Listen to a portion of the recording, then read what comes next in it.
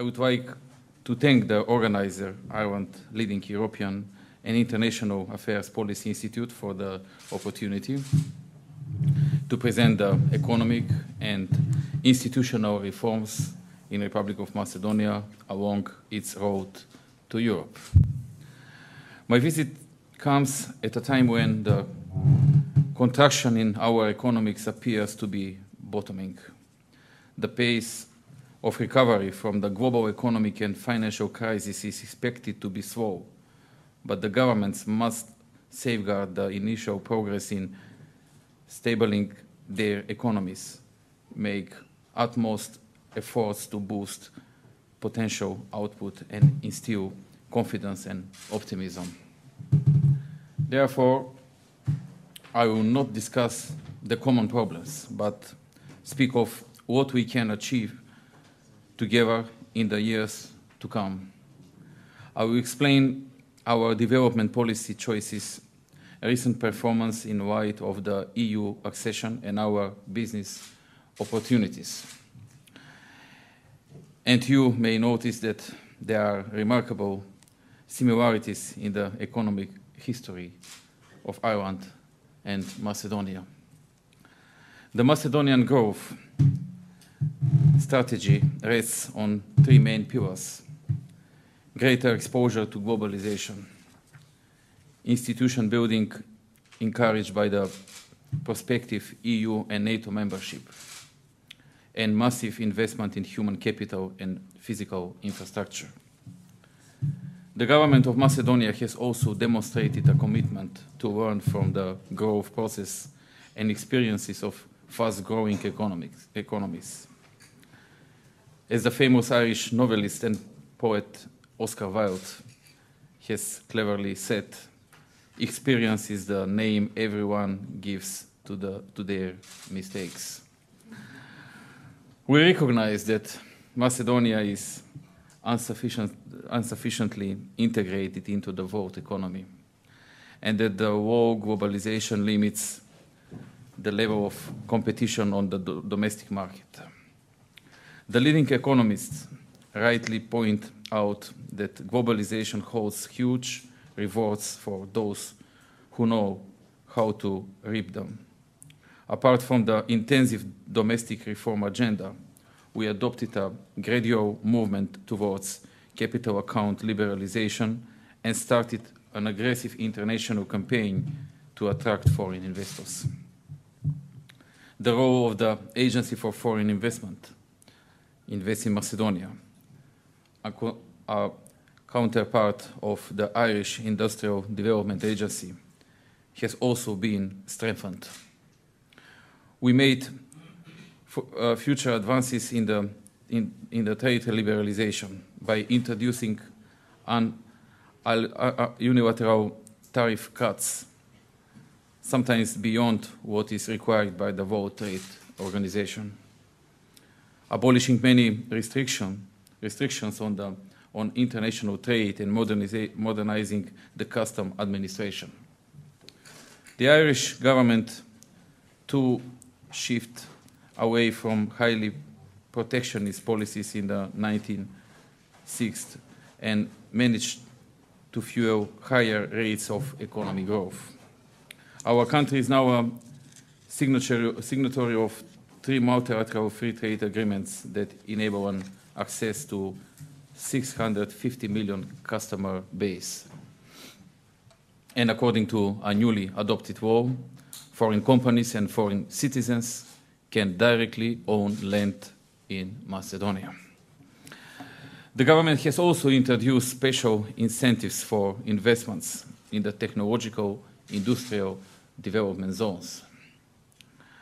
For instance, the Macedonian development zones offer zero profit tax and zero personal tax in the first 10 years of working of the companies,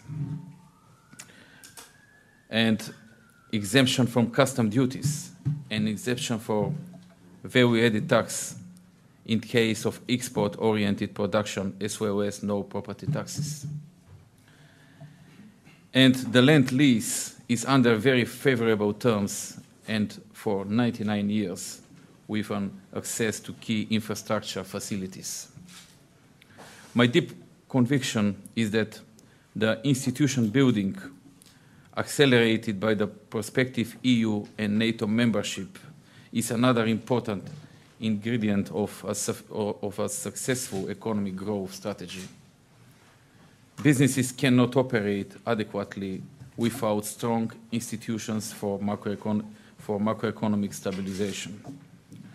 Macedonian economic policy has created a favorable macroeconomic environment that encourages the confidence of domestic and foreign entrepreneurs. Our economy has enjoyed over 15 years of stable prices with an average annual inflation rate of 2.7% and of exchange rate stability, supported by moderate budget deficit. Low government borrowing requirements have also led to a substantial reduction in public debt levels, with the gross central government debt approaching 22% of GDP by the end of 2008.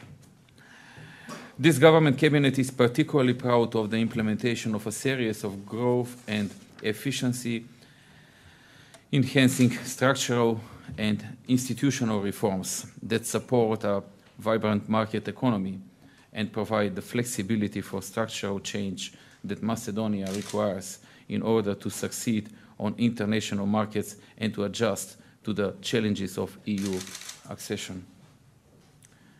We have recognized the excessive tax and regulatory burden,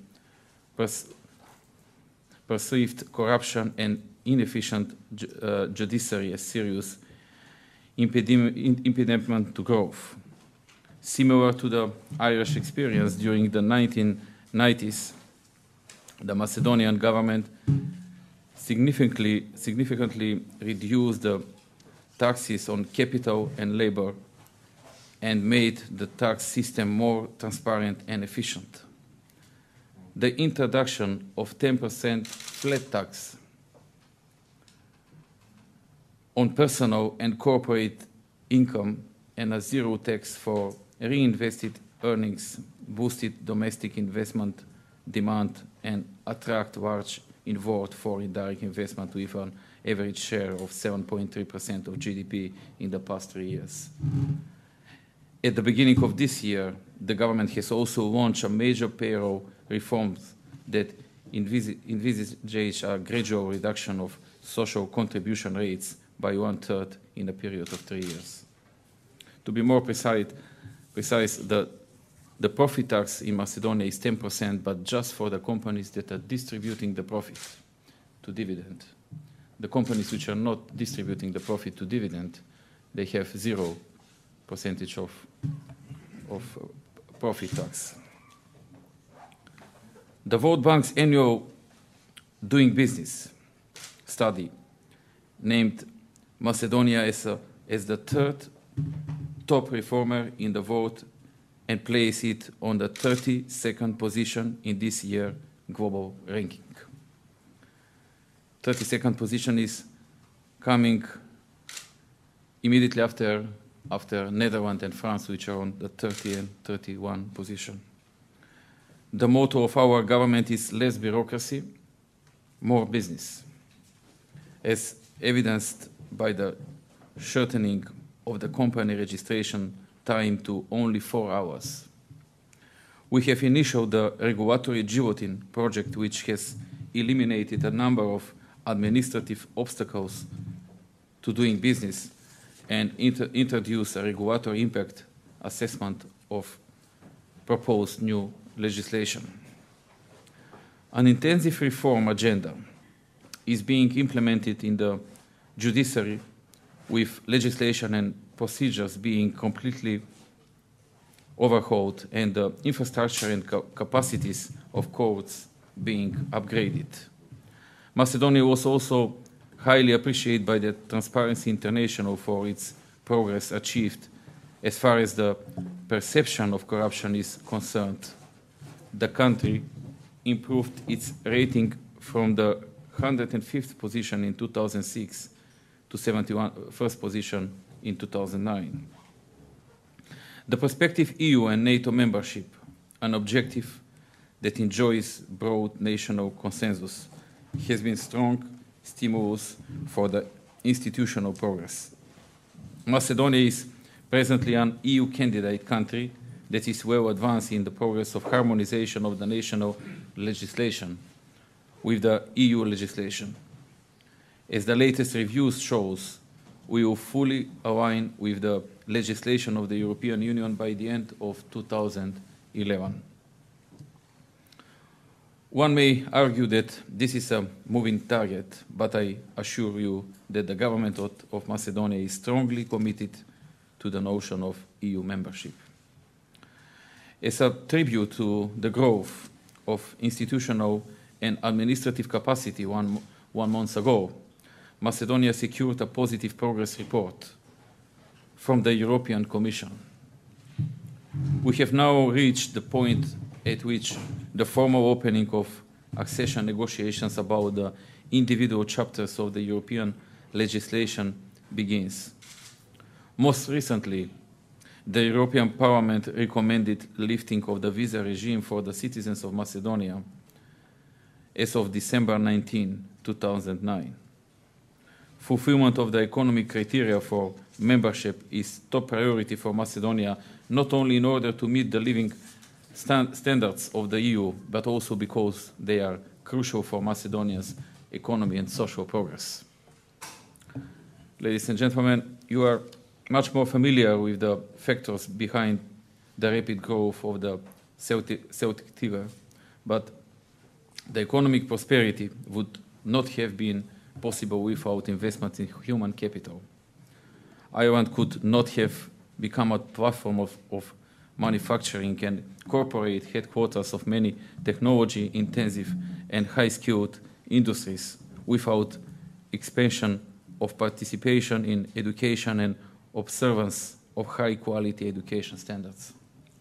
Macedonia, too, substantially increased the budget allocation to education to the level of 6% of GDP, broadened the access to the higher education, particularly in the mathematics, sciences, and informative technology, and significantly increased the computer and internet use in public schools and universities. For instance, the number of mathematics, sciences, and technology graduates in 2007 increased by nearly 100% in comparison with 2003, and this trend is likely to continue. This year, we open a new state university for information technology.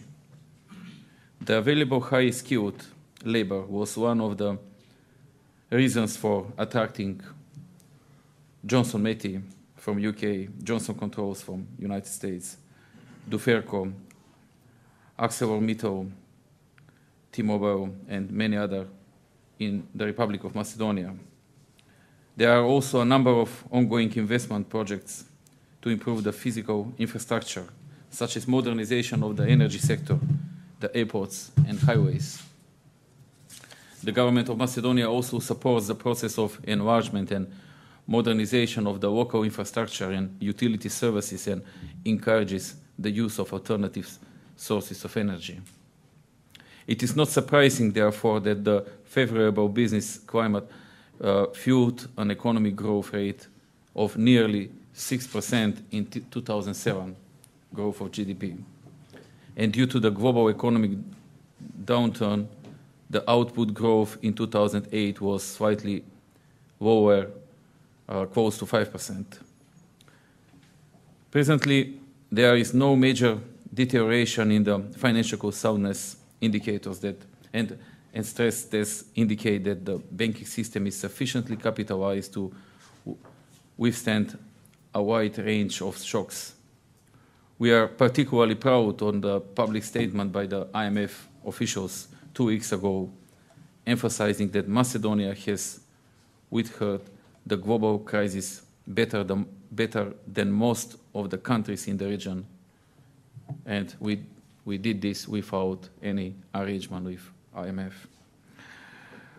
I am fully aware that igniting economic growth and sustaining it is almost always context-specific, and there is always a significant room for pragmatism, experimentation, and use of local knowledge. Still, I would like to emphasize that the Irish development path has been one of the guiding lights in designing the reform strategy. And let me therefore congratulate Ireland and Irish business and commerce on achievements that are fully acknowledged throughout the world.